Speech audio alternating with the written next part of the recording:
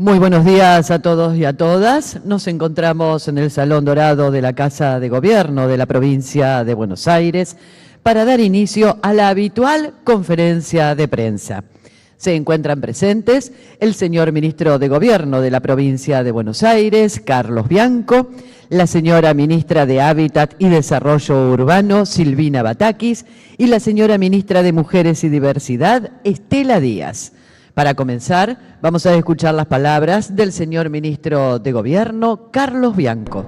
Bueno, buen día a todos y a todas. Quiero primero avisar que no somos un semáforo.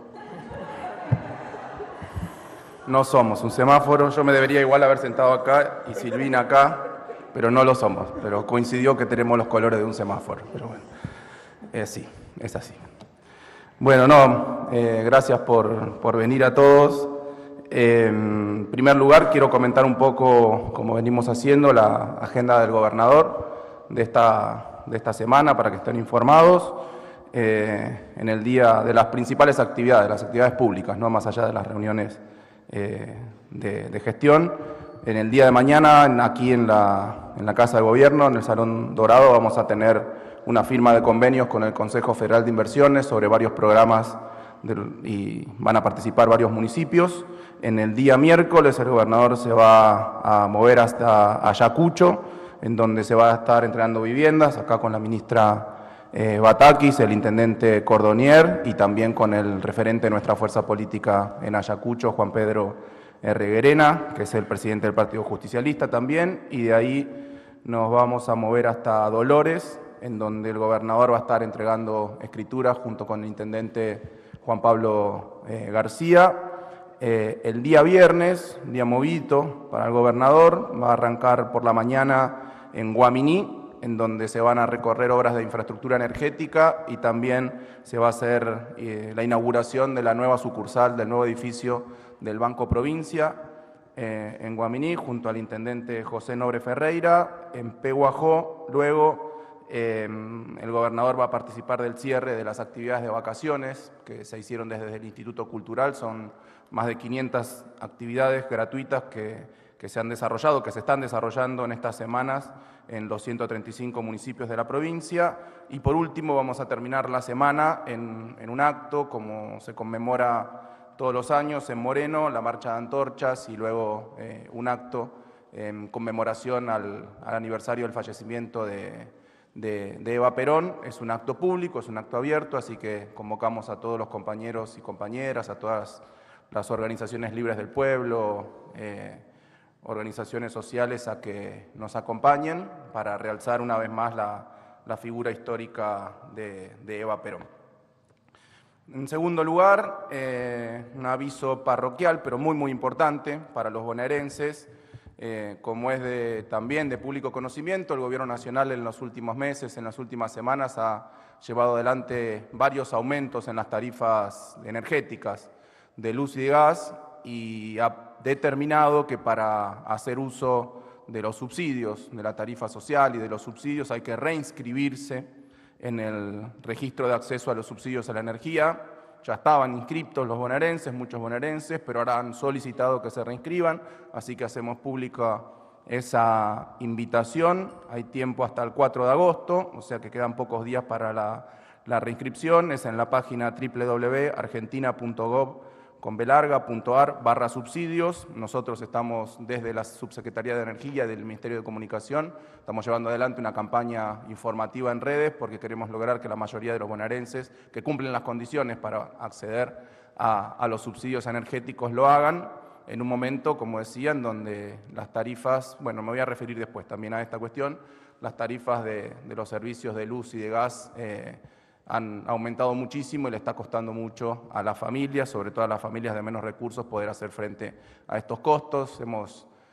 Mira, el otro día el intendente de Torquín se encierra la ventana, me comentaba que tuvo que disponer de un programa municipal de entrega de leña para calefaccionamiento porque muchas familias ya no podían pagar los altísimos costos, las altísimas tarifas de luz de gas. O sea que muy importante este anuncio y cuenten con la provincia para poder, en el caso de que necesite, llevar adelante la reinscripción.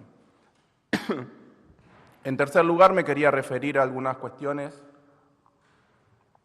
algunos asuntos políticos, declaraciones que se produjeron la semana pasada en nuestro país, que nos preocupan muchísimo. En primer lugar, me quiero referir a lo que el diputado nacional, Sergio Palazzo, también secretario general del gremio de la bancaria, denunció públicamente y llevó adelante un pedido de acceso a la información porque nos hemos enterado el día lunes pasado, el 15 de julio, se supo o se denunció y se solicitó el pedido de acceso a información pública que salieron de la Argentina, supuestamente, parte de los lingotes de oro que figuran en las reservas de activos del Banco Central. Como decía recién, ese pedido de información todavía no fue contestado, está dentro de los límites temporales que establece la Ley de Acceso a la Información Pública, pero nos parece lo suficientemente grave, preocupante, que las autoridades todavía no hayan hecho una declaración pública al respecto, más allá de lo que dijo el ministro Caputo, que confirmó que sí había habido una salida de oro, que tenía él la declaró como muy positiva, como una acción muy positiva, y que tenía como objetivo obtener un retorno por la colocación de dólares, vaya a saber dónde, porque no es lo que dijo, no dijo ni cuántos, no dijo ni para qué, eventualmente era para obtener un retorno, no dijo cuál era el retorno. O sea que estamos esperando el pueblo argentino, porque es el oro de los argentinos, el oro que está en las reservas, estamos esperando que se sepa. Se supone, por la información que circula, que fueron 2 envíos, el 7 de junio y el 28 de junio, se supone que es por un valor aproximado de los 450 millones, un valor equivalente a 450 millones de dólares, el total de reservas en oro en el Banco Central, de acuerdo a la información publicada por el Banco Central de la República Argentina el 15 de julio, sería del orden de los equivalente a los 4.700 millones, o sea, un 10% de nuestras reservas en oro han salido del país. No sabemos dónde, no sabemos para qué, no sabemos con qué objetivo, no sabemos el monto específicamente porque lo tienen que confirmar las autoridades del Banco Central. Si bien el ministro de Economía dijo que era para obtener un retorno, también podría ser para otros motivos que también son preocupantes. Podría ser una venta de oro para conseguir reservas líquidas, en un momento en donde las reservas líquidas del Banco Central están en un nivel muy bajo. Podría también ser que se hayan enviado esos lingotes al Bank of International Settlements, a Basilea, al Banco Internacional de Pagos, en donde uno puede tener la opción de dejar en caución ese oro y a cambio se le da un préstamo equivalente en reservas líquidas, pero no lo sabemos porque no lo han explicado. O sea que lo que le pedimos al Gobierno Nacional, al presidente del Banco Central, Santiago Bausili, y al ministro de Economía, es que nos digan qué hicieron con el oro de los argentinos. Básicamente nos preocupa en la provincia de Buenos Aires saber qué han hecho con el oro de los argentinos, porque además sacar el oro de nuestro país implica riesgos que no tiene el oro cuando está en las reservas, en las bóvedas del Banco Central, por ejemplo, que puede ser utilizado como activo en el caso de embargos en juicios contra la República. O sea que siempre el oro es mejor que esté en nuestro país, no que esté en el exterior, porque además, repito, hay una cuestión de soberanía y hay una cuestión de responsabilidad que tiene el Banco Central de hacer la custodia de las reservas y de los activos de los argentinos. Agradecemos al diputado Palazzo haber hecho esta denuncia, este pedido de información pública y nos adherimos a este pedido de información pública. Por último, respecto a este tema, quiero recordar algo que me llamó poderosamente la atención cuando lo repasaba en el día de ayer, algo que dijo la ministra de Seguridad de la Nación, Patricia Bullrich, en ocasión de ser precandidata en ese momento a la presidencia, lo dijo el 31 de julio del año pasado, hace casi un año, en una entrevista televisiva en el canal La Nación Más. Leo: lo primero que vamos a hacer es entrar con una cámara de televisión al Banco Central a mostrar a corazón abierto, queremos decirle a la gente cómo está el país. Perdón, pero es literal lo que estoy diciendo, ayer lo escuché, vi el video y lo transcribí. Queremos decirle a la gente cómo está el país, para mostrar a la gente qué pasó, qué Banco Central te dejan porque las reservas no están, no hay más. Eso dijo la ministra Bullrich cuando era precandidata. Bueno, acá estamos, ministra, cuando quiera, la acompañamos a ver qué quedó en el Banco Central, qué dejaron en el Banco Central, dónde está el oro de los argentinos. Si necesita cámaras, tenemos, así que podemos acompañarla a la ministra. Segundo punto, declaraciones también del ministro Caputo de la semana pasada que nos preocupan muchísimo por la familia fundamentalmente. ¿Qué dice el ministro Caputo? Más que declaraciones es que escribe el ministro Caputo en su perfil de la red social X una vez que lo consulta a un usuario, porque vieron que ellos dialogan por Twitter con la gente, como no tienen trabajo, parece que tienen tiempo libre para chatear, para tuitear, etcétera, todo el tiempo. Leo, los pesos emitidos son por compras en el MULC, en el Mercado Único y Libre de Cambio. Se refería a los pesos que se emiten cuando el Banco Central compra dólares.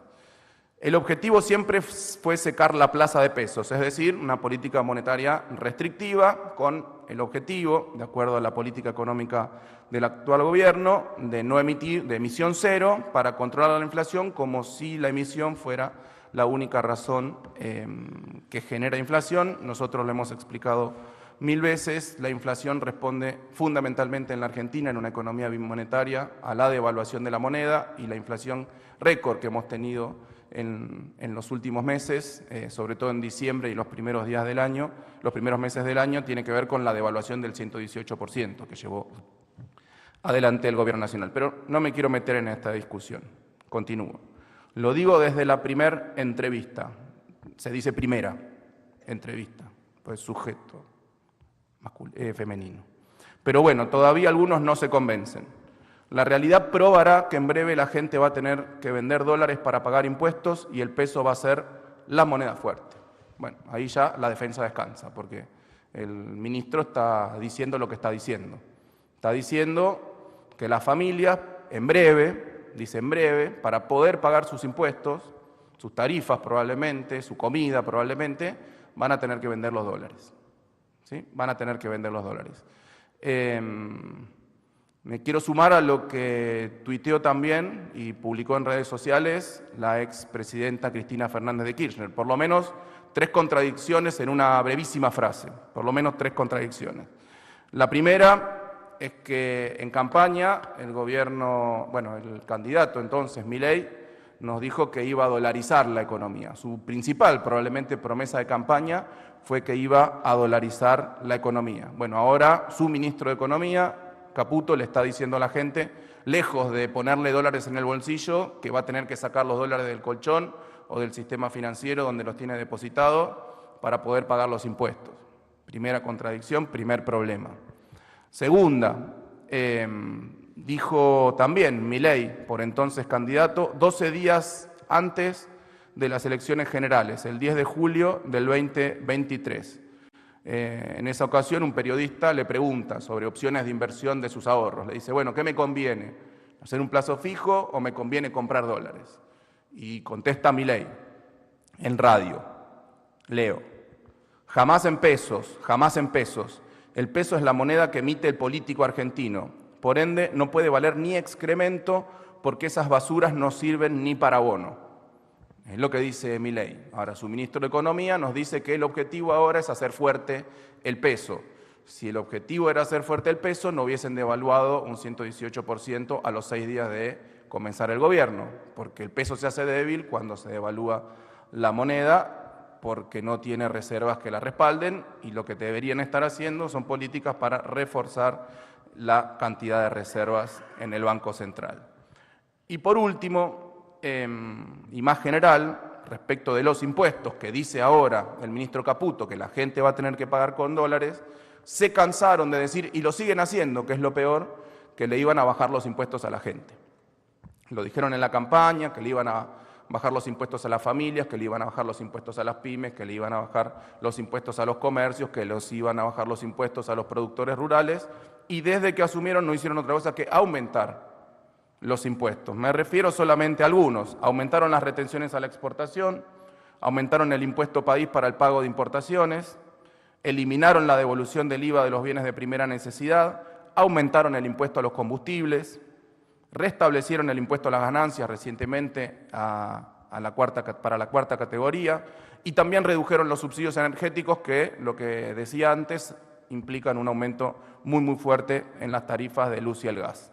Y a los únicos que le bajaron los impuestos es a las clases más acomodadas cuando reducen la alícuota del impuesto a los bienes personales. O sea, esto refleja claramente una política impositiva totalmente regresiva, a contramano de lo que se debería hacer, de acuerdo a nuestro criterio, que es los que más tienen pagan menos ahora, los que menos tienen pagan más ahora. O sea, tres problemas en una breve frase, tres inconsistencias, tres contradicciones de un gobierno que, como dice la expresidenta, está más mareado, está más perdido que turco en la neblina.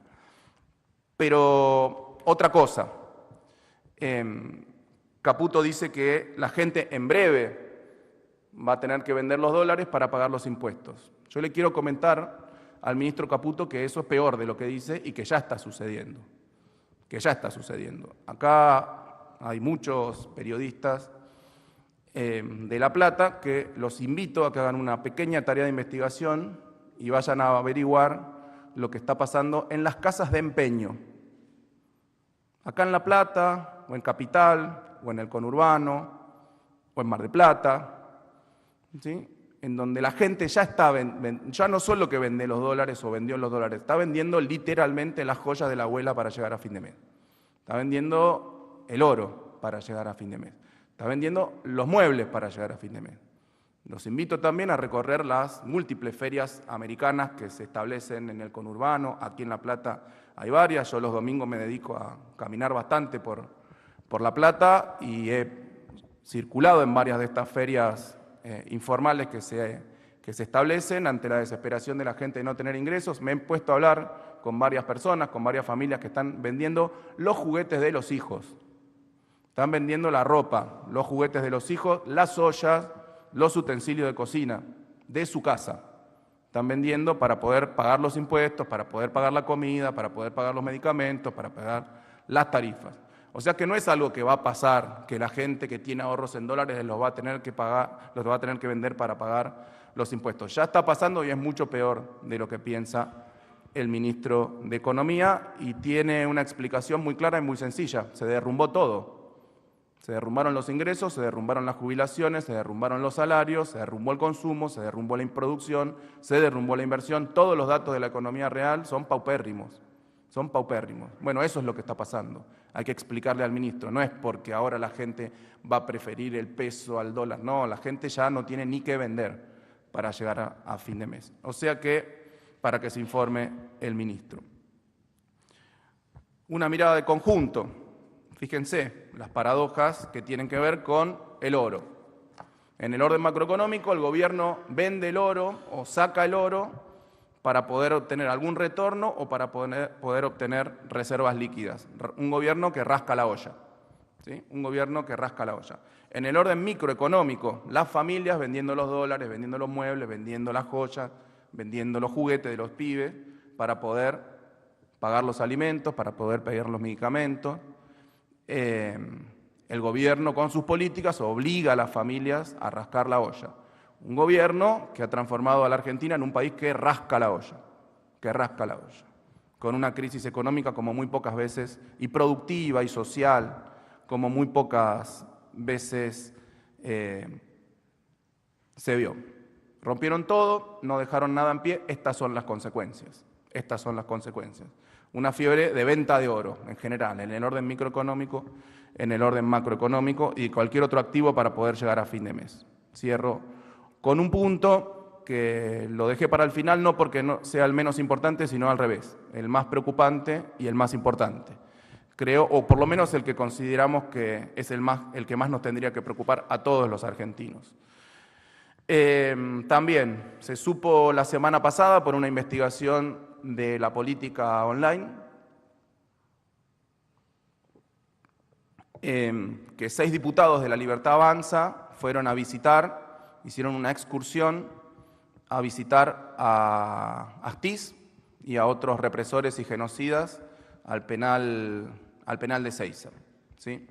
Eso se supo en una investigación, fueron 6 diputados, Beltrán Benedit, que fue el organizador del viaje, Rocío Bonacci, María Fernanda Araujo, Lourdes Arrieta, Guillermo Montenegro y Alida Ferreira. Parece ser que el diputado Benedit ya había ido a Ezeiza a entrevistarse, a visitar, a saludar al genocida Astiz y que se había comprometido a ir con otros legisladores.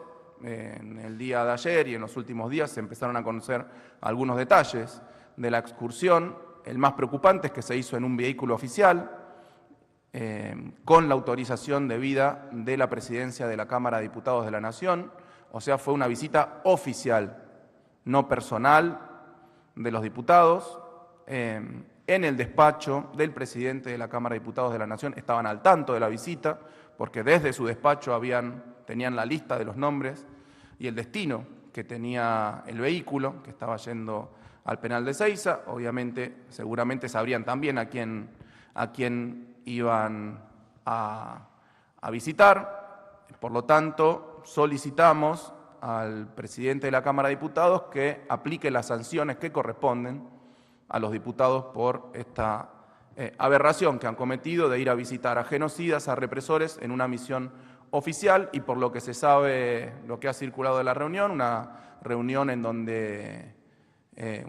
amistosa, como se ha conocido, una reunión en donde le fueron a expresar su solidaridad y en una reunión en donde hasta parece que hay fotos sonrientes entre los genocidas, entre los represores y los diputados de la Nación. Pero peor que la visita quizá es el WhatsApp que luego circuló en el grupo de WhatsApp, que es de público conocimiento, está en todos los diarios, está en todas las redes, en donde el diputado Benedit dice que no fueron a visitar ni a genocidas ni a represores, sino que fueron a visitar excombatientes que libraron batallas en la lucha contra la subversión marxista. Eso le valió una denuncia penal por apología del crimen, llevada adelante por la Comisión Provincial de la Memoria. También en ese WhatsApp, el diputado Benedit sostiene que los juicios de lesa humanidad son una farsa, que los jueces que dictaron las sentencias a los genocidas lo hicieron por ideología, venganza y negocios, y que por lo tanto esos jueces deberían ser denunciados en el Consejo de la Magistratura y sometidos a juicio político. En el día de ayer, creo, el juez Daniel Obligado cursó a la ministra de Seguridad un oficio con carácter urgente para que explique cómo se gestó esta reunión, quiénes participaron, si estaban al tanto las autoridades de la Cámara de Diputados de la Nación. Nosotros simplemente queremos recordar algunas cosas y presentar nuestra posición desde la provincia de Buenos Aires, recordando lo siguiente: que los crímenes por los que fueron condenados Astiz y demás genocidas y represores se tratan de crímenes de lesa humanidad y por lo tanto son imprescriptibles, o sea, no son pasibles de indulto ni de amnistía. Que con su silencio respecto del destino de los desaparecidos y de los niños y niñas apropiados, los genocidas y represores siguen cometiendo crímenes. Que desde 2003 a la fecha, con el juzgamiento de los genocidas y represores de la dictadura, se ha cumplido con todas las garantías constitucionales y respetando el debido proceso. Que desde la vuelta a la democracia el pueblo argentino se ha expresado públicamente, masivamente, cada 24 de marzo bajo el lema "Nunca más", y que no vamos a permitir que los genocidas y los represores tengan ningún tipo de beneficio vinculado a sus penas y al cumplimiento de sus penas. Que son 30.000 los compañeros detenidos y desaparecidos por la dictadura cívico-militar, que desde el gobierno provincial vamos a seguir apoyando y trabajando con las políticas de memoria, verdad y justicia, y que vamos a bregar por el juicio y castigo a todos los responsables que deben cumplir sus penas en cárcel común, perpetua y efectiva. que nos preocupan sobremanera las expresiones de negacionismo y reivindicación de los crímenes de la dictadura militar que ha llevado adelante desde hace tiempo, cuando era candidato y también cuando es presidente, el presidente Milei y también la vicepresidenta Villarruel y otros referentes de la Libertad Avanza. Y como dijimos antes, que solicitamos a las autoridades de la Cámara de Diputados de la Nación que aplique las sanciones que corresponden de acuerdo a la normativa de esa casa a quienes hicieron esta excursión, esta visita al penal de Ezeiza. Nosotros consideramos que la democracia argentina, en sus 40 años desde la vuelta justamente a la democracia, ha avanzado en un proceso que es irreversible, que no tiene marcha atrás y que por lo tanto condenamos abiertamente estas visitas. Ellos están Astiz, nosotros están Eve, nosotros están Estela. Muchas gracias. Muchas gracias, ministro. Seguidamente vamos a escuchar las palabras de la señora ministra de Mujeres y Diversidad, Estela Díaz. Buenos días.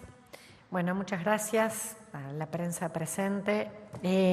Queríamos compartir que en el marco general de las políticas de ajuste y desmantelamiento del Estado que está llevando adelante el Gobierno Nacional, obviamente las políticas de género y diversidad, recién el ministro de Gobierno hacía referencia a las de derechos humanos y estas se inscriben en el marco general de las políticas de derechos humanos, son particularmente atacadas, eliminadas, desfinanciadas. En ese contexto, primero se desjerarquizó y después se eliminó el Ministerio de Mujeres, Género y Diversidad de la Nación.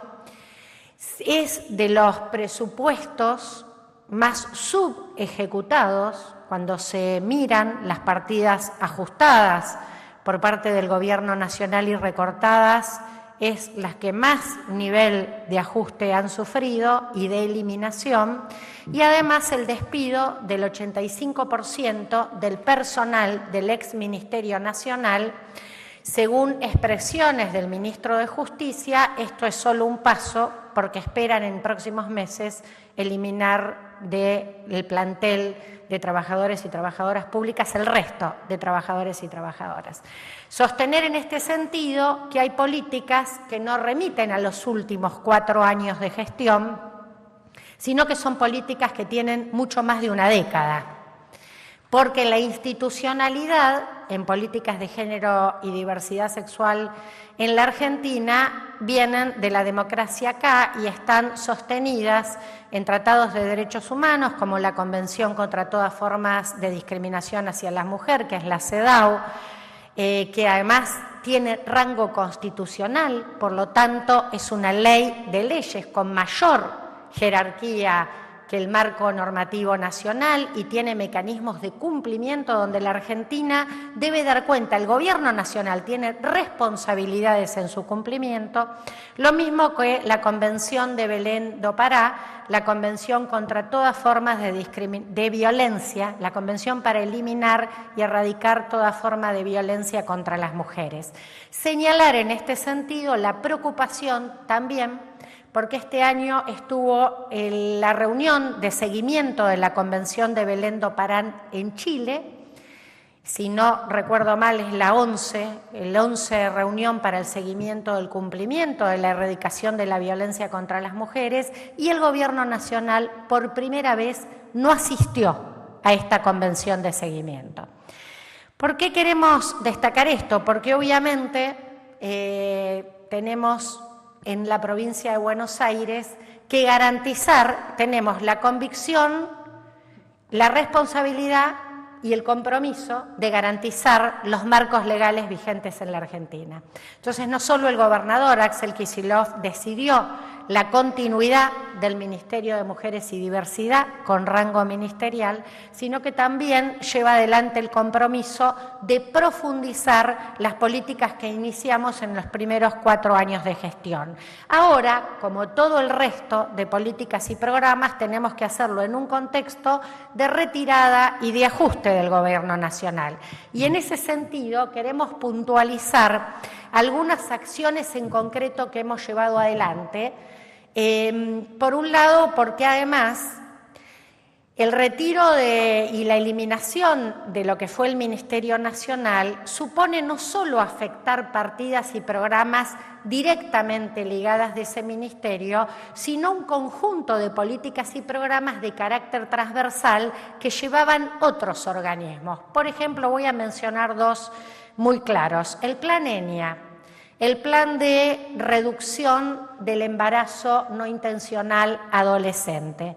Ese plan que logró en pocos años reducir a la mitad, algo que no se había conseguido nunca en nuestro país, reducir a la mitad el embarazo adolescente, que va acompañado además de a las jóvenes en construir un proyecto de vida, terminalidad educativa, bueno, cumplir un desarrollo personal con oportunidades y no interrumpido por una maternidad en la infancia o en la adolescencia.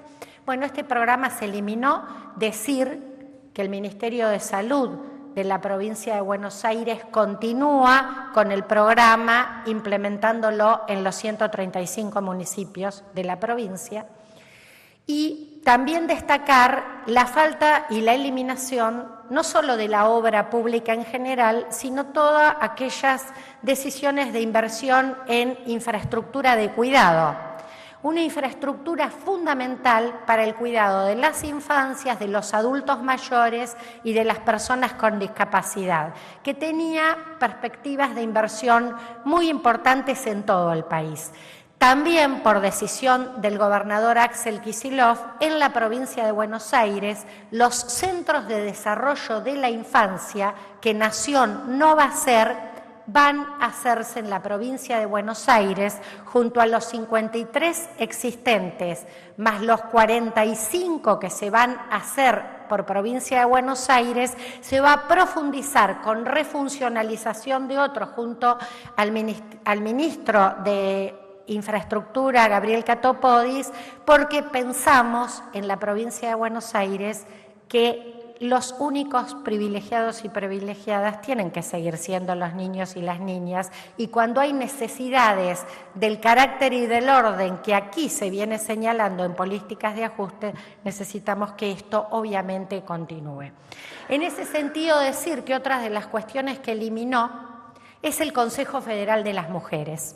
El Consejo Federal de las Mujeres y Políticas de Género, en su nueva denominación, data en la Argentina desde el año 1991, cuando se crea el primer Consejo Nacional de la Mujer.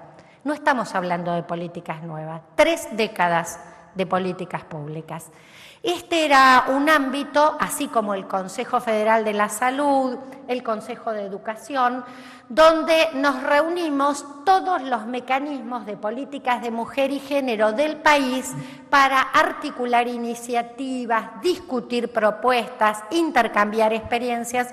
Además, todo el tiempo necesitamos los mecanismos, estar en contacto. Les digo, este fin de semana, acá nuestra subsecretaria ayer, estábamos con Santa Fe, en un intento de femicidio de una santafesina que fue atacada en Mar del Plata, articulando cómo la familia de Santa Fe venía a Mar del Plata. Bueno, esto nos pasa de manera constante. El Consejo Federal es un ámbito fundamental para la articulación de estas políticas y los acuerdos interprovinciales en un país federal como el nuestro.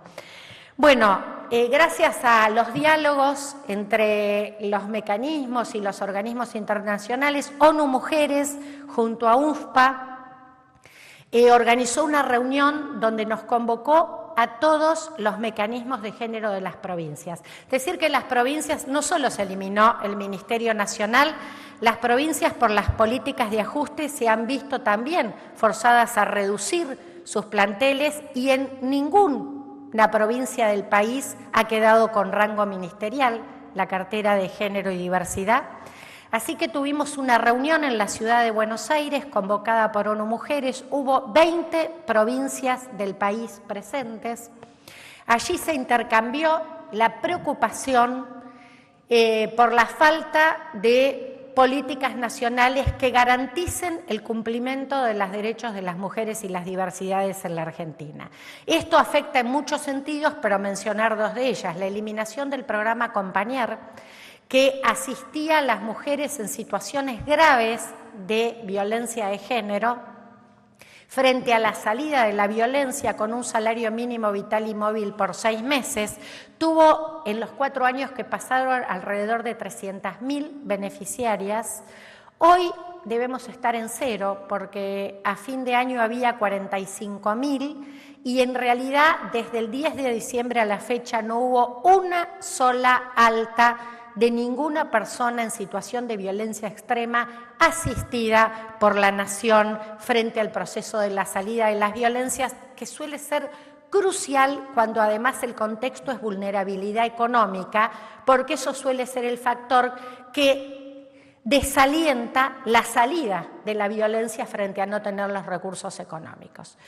Esto ha sido eliminado, lo mismo que todas las políticas que asisten al fortalecimiento de las áreas de género en lo local, lo mismo que equipos especializados en los departamentos judiciales nacionales, todos equipos eliminados. Bueno, también sostener, como en otros temas, que la provincia de Buenos Aires sostiene y sigue impulsando como prioridad el fortalecimiento de las áreas locales, porque es allí, como siempre nos señala el gobernador, en el territorio, en las cercanías, en el lugar a donde debe llegar la política y la respuesta, así que seguimos trabajando con programas de la provincia que transfieren recursos económicos, pero también asistencia y colaboración técnica para que las áreas de género en los 135 municipios estén fortalecidas, para seguir construyendo políticas que reduzcan las brechas de desigualdad, pero especialmente que aborden las violencias por razones de género. En ese sentido, la otra acción que hemos llevado adelante, bueno, en torno a la reunión con autoridades como el Consejo Federal de las Mujeres no existe más, quedamos en un compromiso de continuidad en la articulación, pero también en nuevas reuniones que los organismos promoverán antes de fin de año, a donde vamos a priorizar alguna agenda de trabajo conjunta, y una de ellas voy a desarrollarla un poco más, que es la línea 144 de atención, contención y asistencia a quienes sufren violencia de género. Y voy a contar, porque tenemos la línea provincial, la decisión que hemos tomado apoyada por el gobernador Axel Kicillof en relación a esto. Pero antes de eso, quiero decir que en uso del derecho a la información pública hemos presentado un pedido de informes al Gobierno Nacional exhaustivo y detallado que le pide, porque vieron que dijeron el gobierno es negacionista y bueno, nuestro ministro de Gobierno, Carlos Bianco, recién lo decía con claridad en torno a los delitos de lesa humanidad, pero son negacionistas de la violencia de género, negacionistas de las brechas de desigualdad. Y ellos, además de eliminar el ministerio, han sostenido, tanto el vocero presidencial como el ministro de Justicia, donde supuestamente pasaron las políticas de género y diversidad, que estas políticas se están llevando adelante en otros ámbitos. No tenemos ninguna certeza de que esto efectivamente ocurra, más bien lo contrario. Tenemos la certeza de que no hay continuidad en todas las que nosotras y nosotros conocíamos. Por lo tanto, hicimos un pedido muy detallado de información pública que tienen la obligación por ley vigente de contestar. Nos han señalado que se van a tomar el máximo plazo para esta respuesta, así que promediando el mes de agosto esperamos tener esta información. Entendemos que otras provincias de la Argentina están haciendo efectivamente lo mismo. En relación a la línea 144, nos parece fundamental compartir esta información con ustedes porque y acá vamos a compartir una presentación.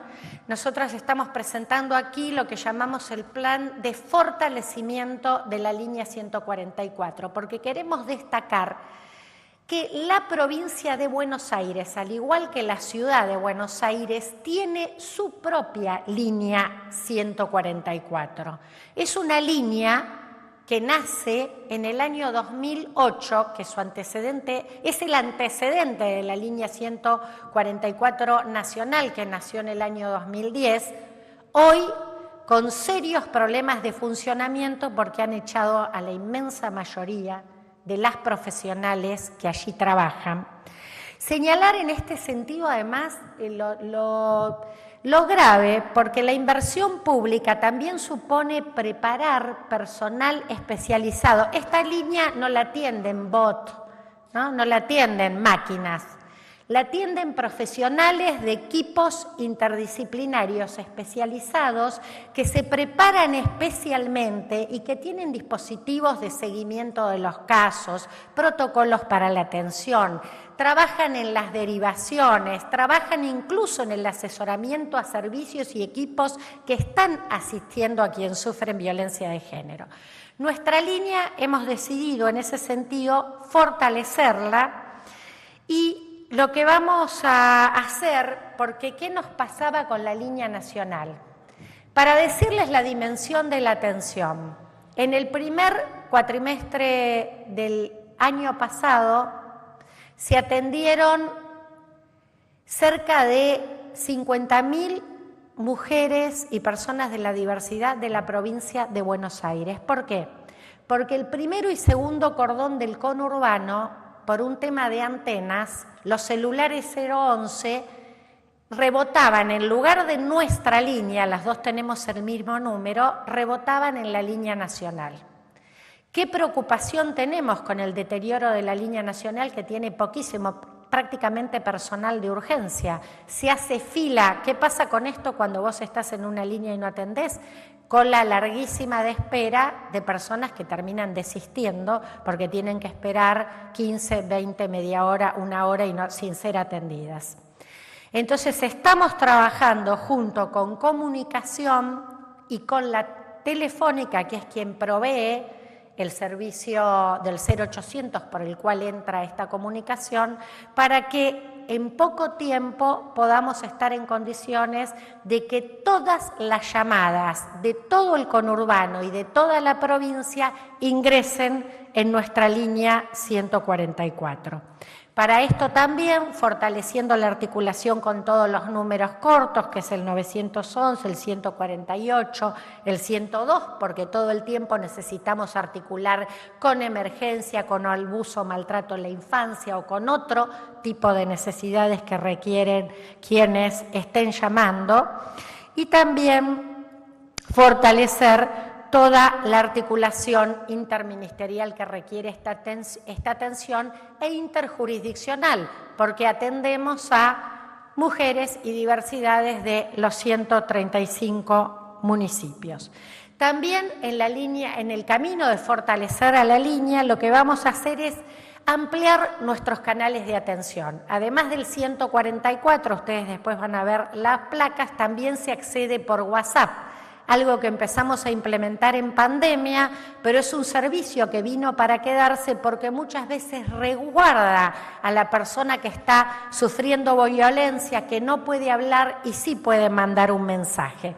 En ese caso, lo que vamos a hacer también es ampliar en las redes canales a donde nos van a poder hacer consultas por Instagram, medios muy utilizados, porque hay veces que hay dudas frente a si se está o no en una situación de violencia, entonces allí se va a trabajar en las respuestas a través de las líneas.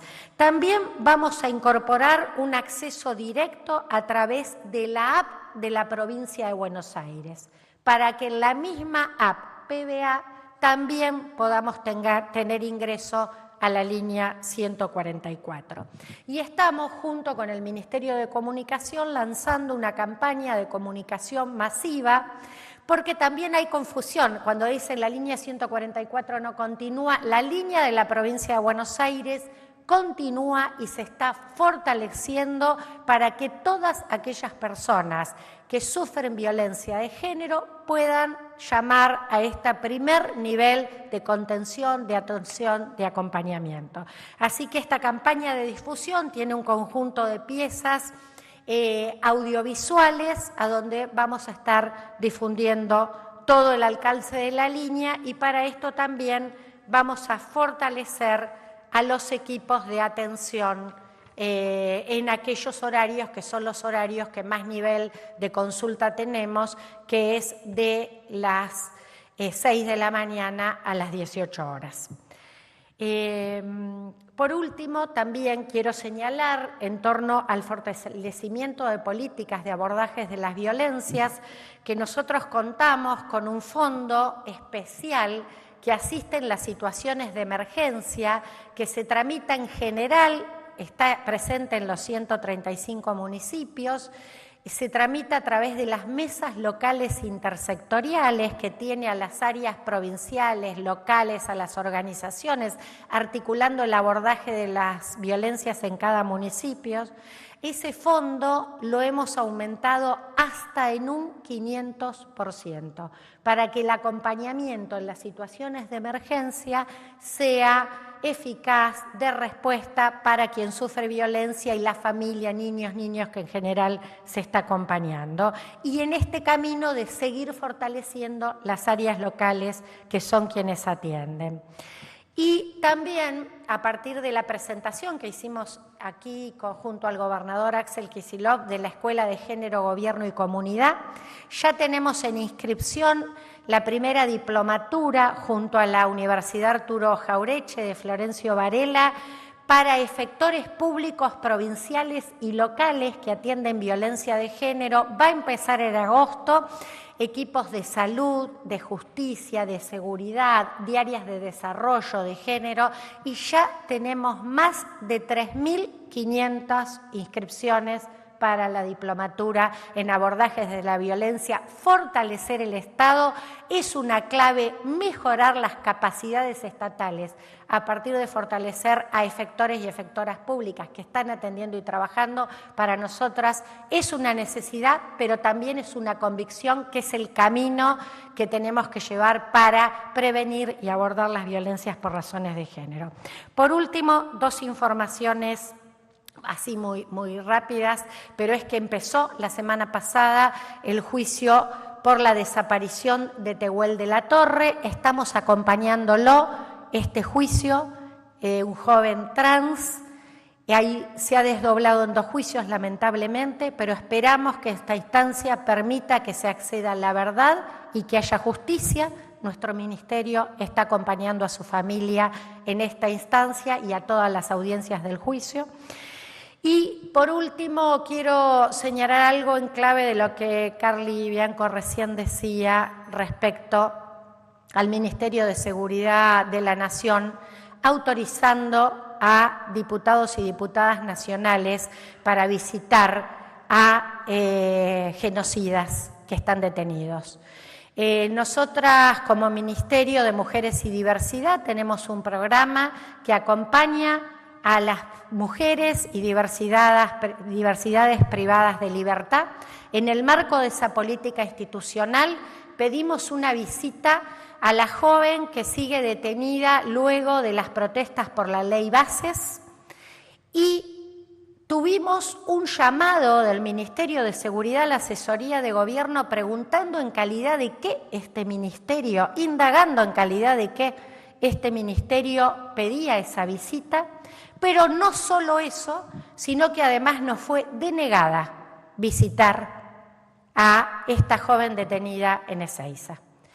Nos parece gravísimo, a la luz de que además venía leyendo las declaraciones de la ministra Patricia Bullrich, que decía que ella no se metía en quién quería visitar a ninguna persona que estuviera detenida en la Argentina. Parece que en algunos casos sí hay restricción de estos derechos a la visita, así que la verdad que nos parece un paso más de extrema gravedad en el posicionamiento del Gobierno Nacional, no solo negacionistas de los crímenes de lesa humanidad y el terrorismo de Estado y derechos elementales humanos de las personas que habitan esta Argentina, sino también de las mujeres privadas de libertad. Muchas gracias. Muchas gracias, ministra. A continuación vamos a escuchar las palabras de la señora ministra de Hábitat y Desarrollo Urbano, Silvina Batakis. Hola, buenos días a todos. Bueno, gracias por compartir este tiempo de conferencia.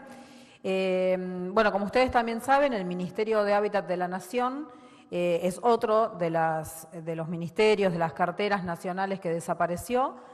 Y bueno, nuestro gobernador Axel Kicillof no solamente creó el ministerio hace 2 años, sino que por supuesto también quiere sostenerlo, entendiendo que la política habitacional es una de las políticas más importantes para poner a un país, a una provincia, a un estado en un sendero de desarrollo. Yo siempre digo que los grandes desafíos que va a tener la humanidad, la sociedad, en este siglo nuevo, que tiene mucho que ver con el individualismo, con el estar más metido dentro de la casa, con la inteligencia artificial, son básicamente 2. Uno, cómo generar puestos de trabajo, y el segundo, en dónde va a vivir la población. Y la verdad que este Ministerio de Hábitat reúne parte de esos 2 objetivos, ¿no? La verdad que las políticas habitacionales, la construcción de una vivienda, tiene encadenamientos productivos muy largos y esos encadenamientos productivos en el territorio generan muchos puestos de trabajo, ¿no? Desde cuando uno piensa en el movimiento de suelos, luego, bueno, los primeros trabajos para poder hacer las plataformas donde se hará la vivienda, hasta, bueno, la vivienda finalizada, cuando ya tiene otros elementos, además del hormigón, los ladrillos, que tienen que ver con el vidrio, y después cuando esa vivienda se transforma en hogar, ese hogar empieza también a ser vestido por cada una de las familias y eso genera nuevamente un encadenamiento de actividades económicas que básicamente nuestro gobernador lo que dice eso es el multiplicador keynesiano, ¿no? Así que nuestro ministerio cumple esos 2 objetivos, que es pensar en dónde van a vivir las familias en este nuevo mundo que viene, y por otra parte la generación de puestos de trabajo. Desde el Gobierno Nacional se abandonó esta política, no solamente que se desjerarquizó el área de hábitat a nivel nacional, sino que también se abandonó la política nacional. Para que ustedes tomen dimensión, en la provincia de Buenos Aires nosotros hoy estamos con una ejecución de aproximadamente 8.000 viviendas, que es un récord dentro de la provincia de Buenos Aires, pero el Gobierno Nacional decidió abandonar 16.000 viviendas, ¿no? Como para tener una dimensión de estos números.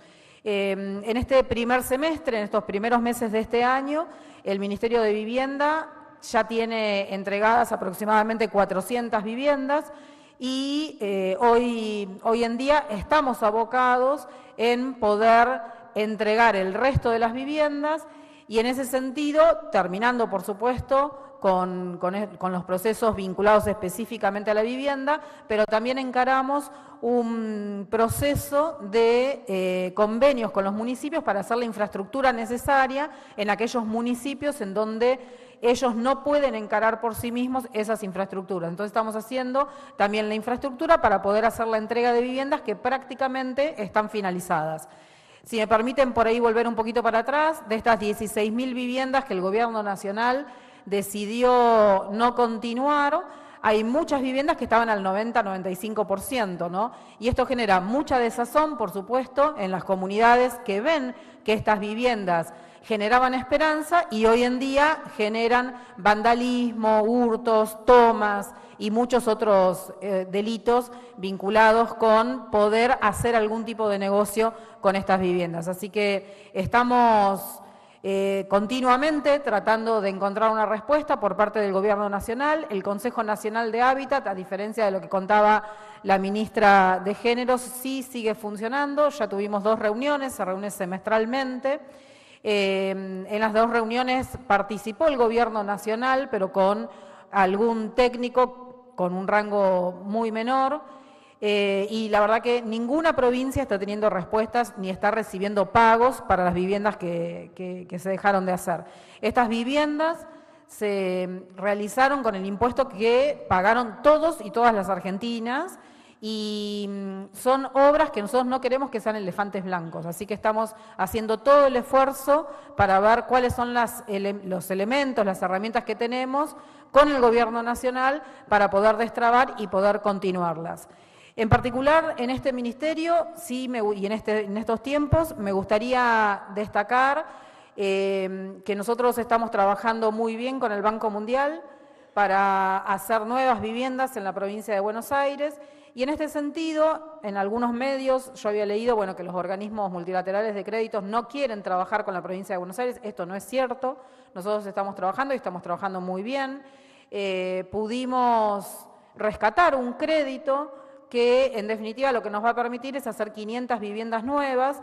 Estas 500 viviendas están en distintos procesos licitatorios, algunas ya están adjudicadas y el lunes pasado ya empezaron las obras. Pero bueno, 2 barrios van a estar en Berazategui, en la zona de Plátanos, en la zona en donde hay 1.400 obras, 1.400 viviendas paradas por el Gobierno Nacional y 141 viviendas en el municipio de San Martín, en el barrio Costa Esperanza. La verdad que para nosotros fue un crédito trabajoso, como siempre lo es los multilaterales, pero estamos muy conformes de la tarea que vinimos realizando con ellos para poder hacer estas 500 viviendas nuevas, que esto que decía antes, ¿no? Genera mucha esperanza en la población y hay una necesidad muy fuerte hoy en día, porque, como ustedes saben, y muchos de ustedes quizás lo están padeciendo, los alquileres crecieron muchísimo con esto de la libertad que tiene el mercado. Bueno, como decía nuestro ministro Carlos Bianco, libertad para algunas cosas, ¿no? Porque, bueno, los mercados financieros se intervienen, entonces, digo, no es que el mercado funciona para todo, pero digo, en esto de los alquileres, la verdad que la población está sufriendo muy fuertemente los alquileres, a esto se le suma el tema de los servicios, entonces para nosotros es vital poder seguir construyendo viviendas. Nuestro gobernador lo que nos ha pedido es que tengamos un ministerio que esté enmarcado dentro de los objetivos comunes que tiene todo su gabinete, que es que sea un Estado presente, pero que sea un Estado eficiente, honesto, inteligente y creativo. Así que estamos abocados a todas estas tareas para poder seguir construyendo más hábitat y un desarrollo sustentable en la provincia de Buenos Aires. Este ministerio lo que también ha decidido es trabajar en forma conjunta con todo el resto del gabinete para hacer distintos aportes y además para planificar en dónde tienen que estar las viviendas, ¿no? Uno hoy lo que ve a nivel mundial es que las viviendas se construyen mayormente y se trata de hacer que la vivienda esté cerca del lugar de trabajo, ¿no? Nosotros en ese sentido estamos trabajando en un plan estratégico habitacional que contemple también cómo es el plan de desarrollo industrial, agropecuario, de servicios que va a tener la provincia de Buenos Aires en el mediano y largo plazo. También estamos trabajando con el Ministerio de Salud para que hagan un aporte a cómo priorizar la salud en cada una de las familias y en ese sentido no solamente el Ministerio de Salud aporta un botiquín para que todas las casas tengan, sino que además nos aporta todas las indicaciones de cómo tener que vivir para tener una vida saludable en la casa. El Ministerio de Ambiente también participa y también en materia de género lo que nosotros instamos a cada uno de los municipios que son los encargados de hacer el sorteo para la adjudicación de las viviendas es que haya un cupo para mujeres con violencia de género. Así que bueno, esa es la tarea en la que nosotros estamos. Por otra parte, también, como todos ustedes saben, no hay demasiado crédito para poder hacer refacciones en las viviendas, ampliaciones, modificaciones, y en ese sentido nosotros ya tenemos entregados a través del plan CREA, que son pequeños créditos no bancarios, para hacer este tipo de modificaciones, aproximadamente 4.000 millones de pesos, con unos 3.500 beneficiarios. Lo que estamos haciendo ahora, en este pedido, en esta exigencia de nuestro gobernador de que seamos más eficientes, es en renovar el compromiso con este crédito, que es el CREA, pero que sea mucho más eficiente, mucho más dinámico, mucho más rápido y que pueda contemplar otros elementos también de las habitaciones. Así que efectivamente vamos a estar quizás haciendo este lanzamiento en agosto, pero ya lo hemos trabajado, lo tenemos diseñado, estamos esperando poder terminar las plataformas informáticas necesarias para poder ponerlo, y bueno, y no quiero por ahí adelantarme en cuáles van a ser los nuevos criterios, las nuevas características de este crédito, pero sí va a ser un crédito que sea mucho más dinámico, mucho más rápido y de mucho más fácil acceso para la población. Y el tercer elemento es que, bueno, el OPISU, que es el Organismo Provincial de Integración Sociourbana, es un organismo que tiene mucha autarquía, pero mantiene el vínculo con el Poder Ejecutivo a través del Ministerio de Hábitat. Y la verdad que también con este organismo estamos trabajando muy bien en conjunto para poder planificar en dónde hace la vivienda el Ministerio de Hábitat y cuáles son los programas que pueden complementar efectivamente estas viviendas en la provincia de Buenos Aires. Además de tener, por supuesto, vida propia. Y en este sentido, recordar también que la SISU a nivel nacional, que es el símil que tiene el OPISU acá en la provincia, abandonó muchas de sus tareas con fondos que están disponibles para esto y que no están siendo utilizados presupuestariamente como tienen que ser utilizados. El OPISU también es un organismo que viene trabajando mucho con organismos multilaterales de crédito, con el BID sobre todo, también con el Banco Mundial, pero se vienen haciendo muchas obras de integración sociourbana, más que nada en barrios vulnerados, que tienen que ver con el conurbano, pero también tienen que ver con Mar del Plata, por ejemplo, de lo que recuerdo hoy en día, pero la verdad que venimos trabajando a pesar de todas las dificultades, a pesar de la disminución de los recursos que el Gobierno Nacional ha dispuesto para la provincia de Buenos Aires, este ahogo financiero que siempre refiere nuestro ministro de Gobierno, por supuesto que se hace notar en la provincia de Buenos Aires, pero como dice nuestro gobernador, no es que está prohibido hacer viviendas para una clase media trabajadora que puede pagar su vivienda. Esto el Instituto de Vivienda de la provincia de Buenos Aires cobra, por supuesto, por las viviendas que realiza, pero bueno, no las hace el mercado para este segmento. Entonces, no está prohibido que lo haga, no lo hace, el Ministerio de Hábitat tiene la responsabilidad de hacerlo y esa es la tarea en la que estamos abocados hoy en día. Muchísimas gracias. Muchas gracias, ministra. Ahora se va a dar lugar a la ronda de preguntas. Les vamos a pedir, por favor, a las y los periodistas que indiquen su nombre y el medio al que representan. Muchas gracias. Bueno, gracias. Martín López Lastra, de AM de Plata, FM Keops. Al ministro Carlos Bianco, si pueden ser dos preguntas. La primera es, bueno, el presidente Javier Milei hizo declaraciones después de la conferencia de prensa del gobernador respecto del lanzamiento de un RIGI provincial. Él hubiera preferido una adhesión directa. ¿Qué comentarios tiene para hacer? ¿Y qué comentarios tiene para hacer respecto de este acuerdo del presidente con el jefe de gobierno porteño, Jorge Macri, devolviéndole esta asignación de coparticipación o qué reflexión tiene al respecto? Gracias. Muchas gracias.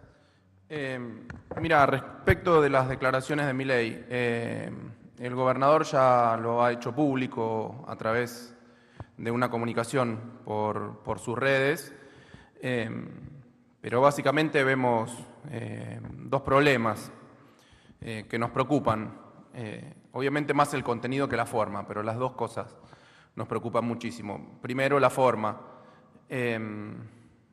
No se corresponde con la investidura presidencial las formas en que el presidente se refiere a gobernadores, bueno, ya lo hemos visto muchas veces, ¿no? A diputados, a senadores, a legisladores en general. En este caso particular, en ocasión de, creo que estás refiriéndote a esto, en ocasión en una entrevista que mantuvo con el periodista Alejandro Fantino, en una, ¿cómo se llaman? Canal de streaming, ¿cómo se llaman esas cosas? ¿Streaming? Es raro, no sé, yo no entiendo todavía, pero streaming se llaman eso, ahí. Dijo barbaridades, dijo, me los tengo anotados además, dijo, lo trató de lastre, de expropiador serial, de comunista, que no es un insulto, pero él lo plantea en términos despectivos, bestia, y después hizo, bueno, otras referencias de muy mal gusto, por decirlo de alguna manera.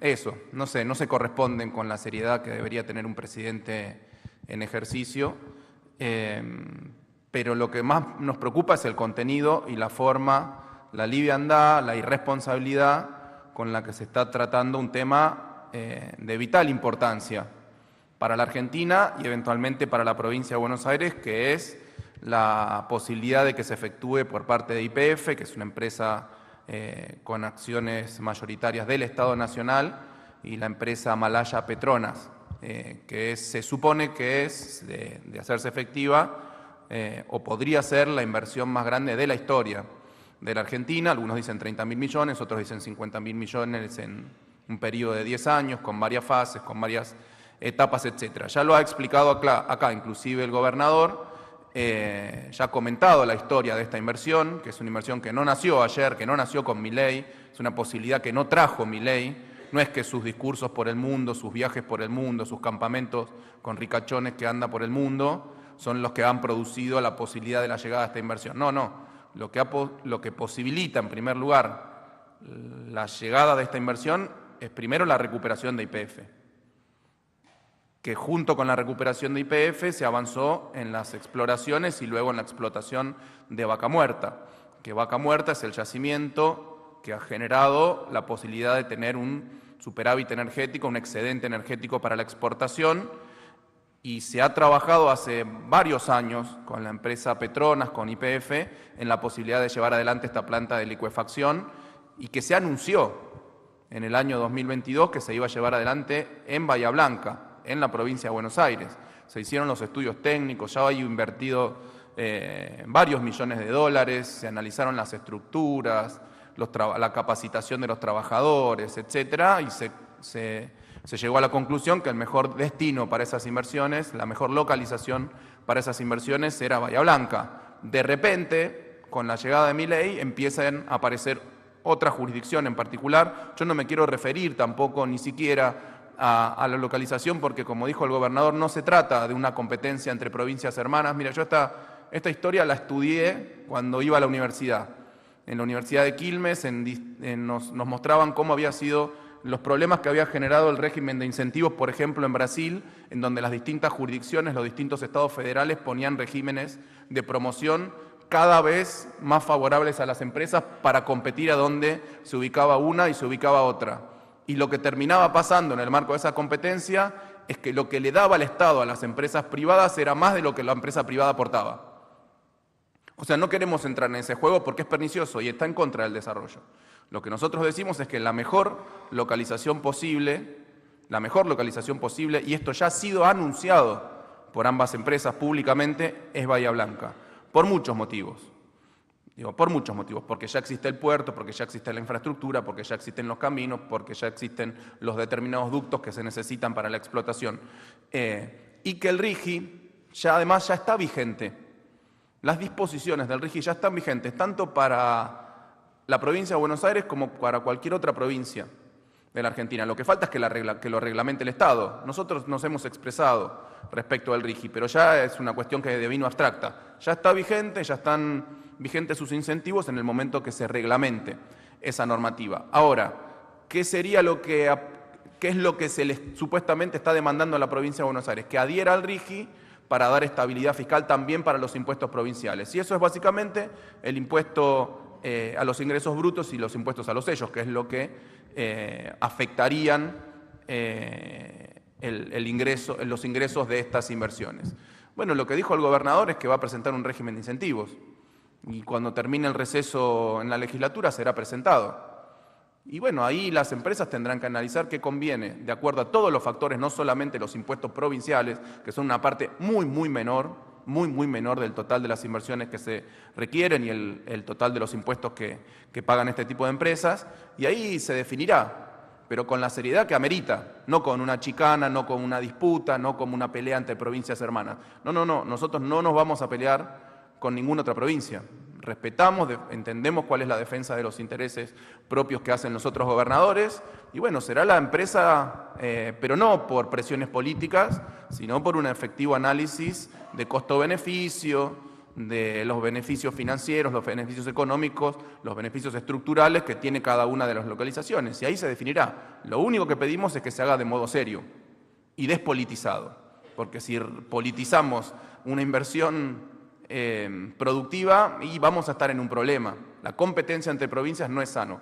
Ahora, como probablemente al presidente Milei y a su gobierno no le interesa la unidad del Estado Nacional, lo dijimos en la campaña, es un gobierno que viene a desintegrar la Argentina, lo está haciendo.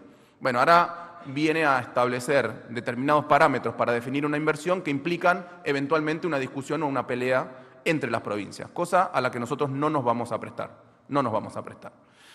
Voy a tu segunda pregunta, que vos lo planteaste como la devolución,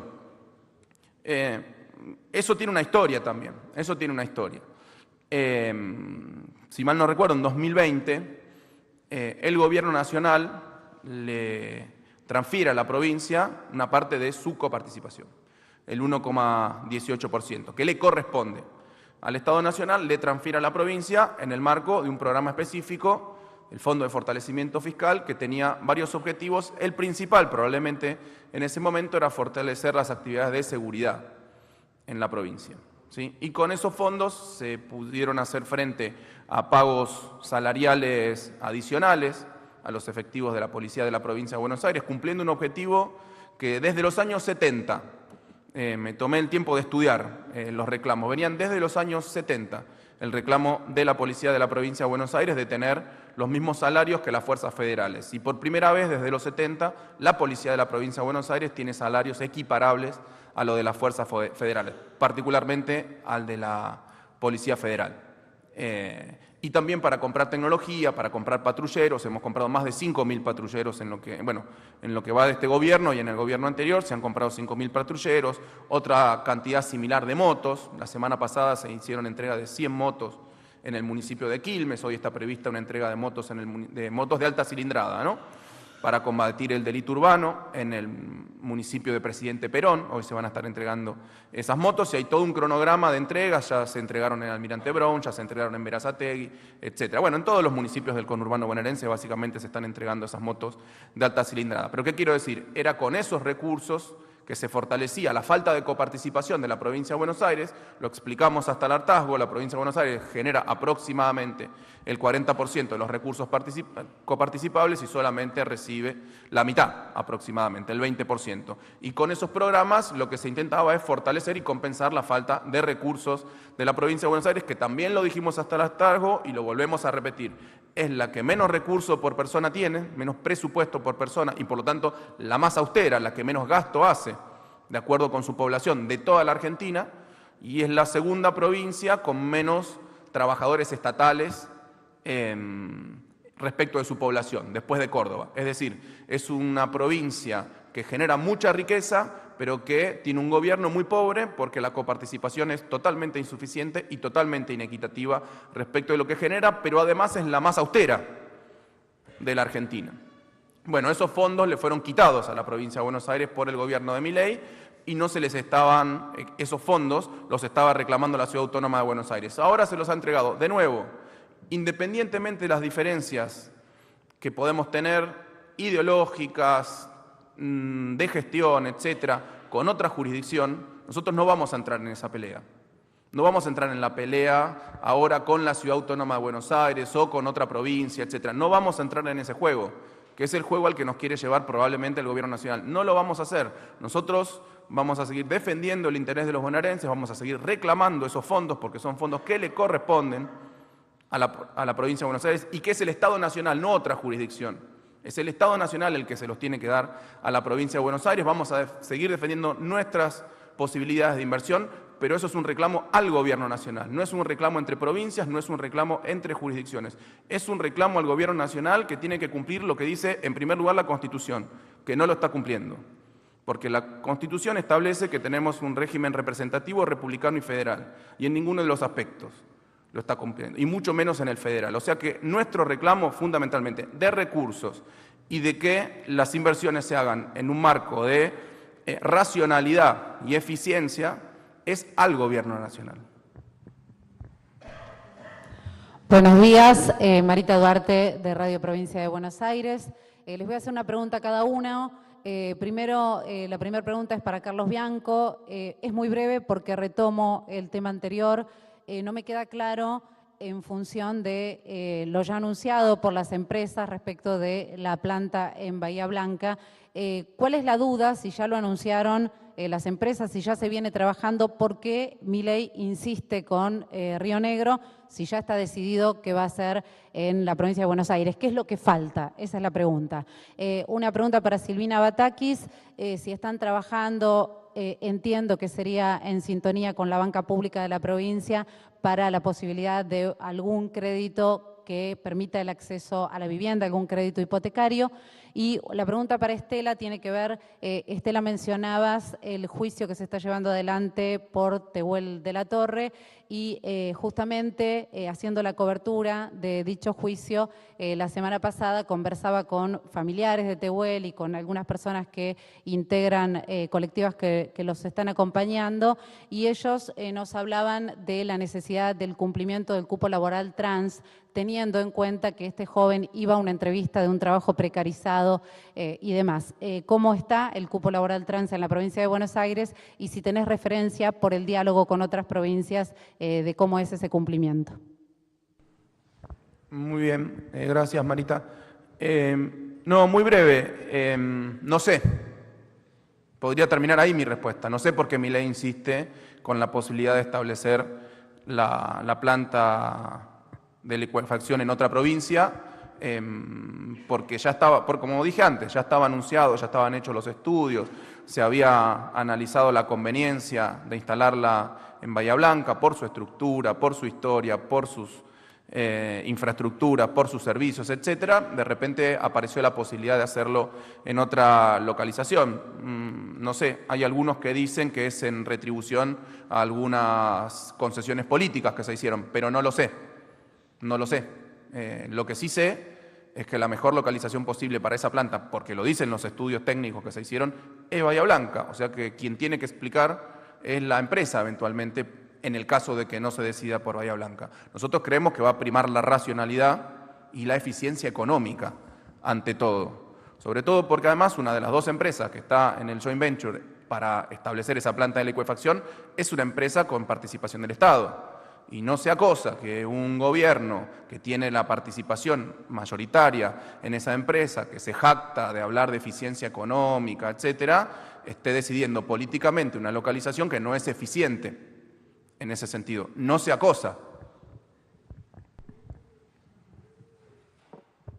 Gracias por la pregunta. La verdad que la macroeconomía actual no permite hoy pensar en créditos hipotecarios, lamentablemente. Primero porque ha habido una caída del salario muy fuerte, tenemos el salario más bajo medido en dólares, el segundo más bajo medido en dólares de toda la región, y cuando uno saca un crédito hipotecario, por supuesto, el salario tiene que dar la cuenta para poder hacer los pagos de las cuotas en determinada cantidad de años, que son los años en donde uno tiene previsto trabajar y mantener esos ingresos. Lamentablemente hoy esa situación no permite pensar en créditos hipotecarios. El Gobierno Nacional decidió hacer un anuncio respecto de nuevos créditos UBA.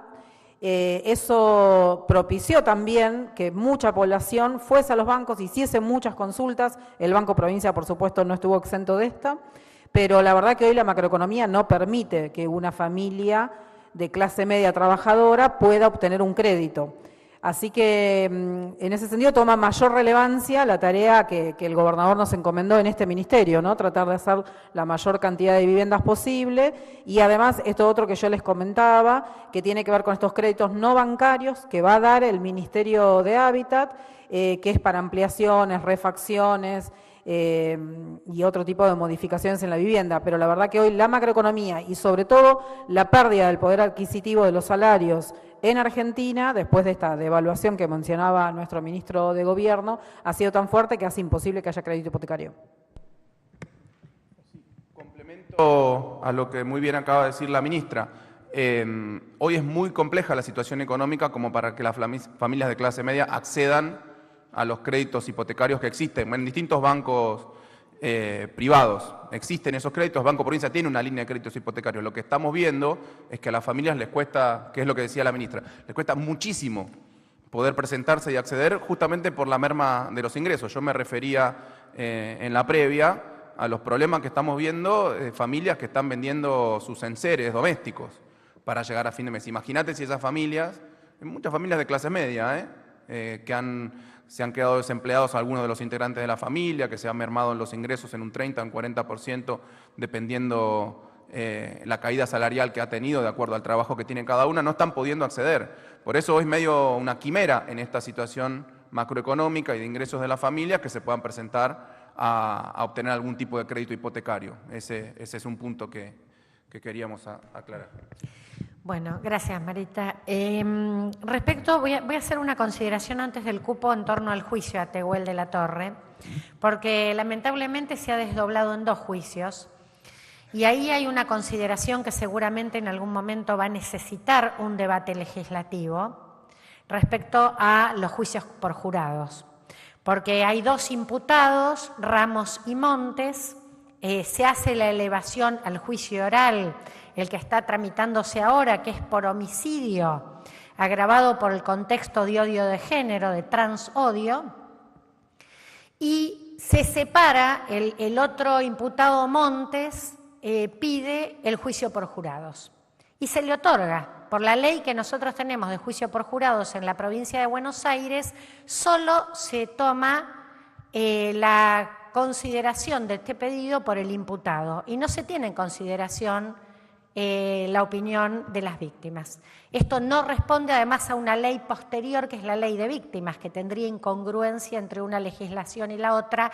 Es algo que venimos conversando con el ámbito legislativo porque necesitamos que se adecúe. Además, el segundo juicio a Montes, que todavía no tiene fecha, él lo saca a Montes de este primer juicio, es un juicio por la desaparición de Tehuel, porque además se está haciendo un juicio sin cuerpo. Hay antecedentes, de hecho el juicio de Miguel Bru, que tuvo condenados, fue un juicio sin su cuerpo, y hay algunos otros antecedentes en casos de femicidio, pero además necesitamos particularmente, porque esto fue un debate en todo el proceso de investigación, que se tenga en consideración su condición de varón trans y además la condición de vulnerabilidad económica. Es esto, él iba a un trabajo, una changa, de hecho era una changa que le habían dicho que estaba para trabajar de mozo en una fiesta, nunca más se supo después del 11 de marzo del 2021 de Tehuel. Y en ese sentido, en relación al cupo laboral travesti trans, es una ley que lleva el nombre de Diana Zacayán, quien fue víctima también de un travesticidio y la primer condena que hubo por el reconocimiento del odio de género, de transodio. Es una ley que no se había hecho efectiva, si bien estaba sancionada desde el 2015, en los 4 años de la exgobernadora Vidal no se implementó y la reglamentó el 9 de diciembre del 2019. Así que nosotros la estamos implementando desde que llegamos a la gestión, junto con el gobernador Axel Kicillof en el 2019. La autoridad de aplicación, porque no había todavía ministerio, el 9 de diciembre del 19, es el Ministerio de Trabajo. Nosotros tenemos una mesa mixta de articulación. Hay más de 300 personas trans que ingresaron a la provincia de Buenos Aires. Estamos mejorando la registración en torno a tener detalle total, respetando las personas, la privacidad de las personas, pero también haciendo efectiva que estamos en el cumplimiento de la legislación. Trabajamos para la adhesión. 132 municipios de la provincia de Buenos Aires adhirieron por ordenanzas al cupo laboral travesti trans, a la ley provincial. La ley nacional es posterior a esta legislación porque además del derecho al trabajo también creemos que hay un derecho al arraigo. En general las personas trans, hasta que existió la ley de identidad de género, han sido expulsadas de sus familias, de sus comunidades, así que el poder quedarse en su propia localidad también es un derecho que queremos que esté garantizado. Por eso fomentar que se implemente en cada uno de los municipios de la provincia de Buenos Aires, pero además también trabajamos para que el sector privado adhiera a la incorporación de personas trans, y en esto, en la última ley fiscal impositiva, a partir de una iniciativa de ARBA, se incorporó una deducción en el impuesto de los ingresos brutos a las personas del sector privado que incorporen a personal trans, y también en el programa del sello Construir Igualdad, que es un programa que llevamos adelante junto con Producción y con Trabajo. Hay uno de los pilares del programa que tiene que ver con la incorporación de las personas trans en el trabajo, así que ahí hay un conjunto de iniciativas que vamos a seguir profundizando y esperamos también en este periodo de gestión hacer una reformulación del decreto reglamentario de la ley para que efectivamente mejore la aplicación, porque hoy la práctica que llevamos adelante está por delante de lo que efectivamente nos permite el instrumento que quedó en su reglamentación. Incluso en un contexto de retracción, de pérdida de empleo, sabemos que es un industricidio la política de ajuste que está llevando al Gobierno Nacional adelante. Sin embargo, también creemos que en este contexto estamos hablando de una población que no es muy grande, por lo tanto pensamos que debemos generar condiciones de pleno empleo, porque además son sectores que históricamente han sido extremadamente vulnerabilizados, de hecho tienen una expectativa de vida mucho menor que el conjunto de la población, así que tenemos una fuerte convicción que tiene que ver con la inclusión de toda nuestra población y la eliminación de todas las formas de discriminación existentes en la sociedad. Gracias. Última pregunta. Muy buenos días a todos los presentes. Facundo Benítez de Punto Capital Noticias. Para el ministro de Gobierno, Carlos Bianco, consultarle, debido a los bajos consumos que hay en los últimos meses, ¿qué impacto económico ven y cuál es el balance de esta primera semana de las vacaciones de invierno? Y cómo ven la finalización de las mismas. Gracias. De terror. Tenemos los primeros datos que datan de un 21% menos de afluencia turística respecto del año pasado en las vacaciones de invierno. Seguramente cuando terminen las vacaciones tendremos datos más finos, pero realmente hay... el otro día hablaba inclusive con gente del Hotel Provincial de Sierra de la Ventana, que me decían que estaban trabajando al 30, al 40% de la ocupación, y así, con varios intendentes que estuvo hablando el ministro de Producción, Augusto Costa, que tiene a cargo la competencia en materia turística, está haciendo una temporada realmente muy, muy floja, lamentablemente muy, muy floja, y que responde al mismo fenómeno del que venimos hablando desde que empezó la conferencia de prensa. Cayeron los ingresos, cayó el consumo, cayó la inversión, cayeron los salarios, cayeron las jubilaciones, y eso se expresa en todo tipo de inversión, en todo tipo de gasto, y particularmente en aquellos gastos que hacen las familias que no son necesidades básicas. Hoy las familias están mucho más preocupadas por, las familias de clase media, que por poder pagar la cuota del colegio, por poder pagar las tarifas, por poder pagar la prepaga, las familias menos acomodadas todavía por pagar los alimentos, por poder llegar a fin de mes, por pagar los medicamentos. Y a veces cuando las urgencias se ponen en las necesidades básicas, aquellos otros derechos que tiene nuestra población de la provincia de Buenos Aires, como tomarse unas vacaciones, poder disfrutar, empiezan a estar en un segundo orden de prioridad. Y eso se está observando. Pero cuando tengamos los datos finales los haremos públicos, pero te puedo adelantar que los datos que tenemos hasta ahora son una temporada muy, muy mala, muy, muy mala. Muchas gracias, y de esta manera damos por finalizada la conferencia de prensa. A todas y todos, muchas gracias y que tengan muy buenos días.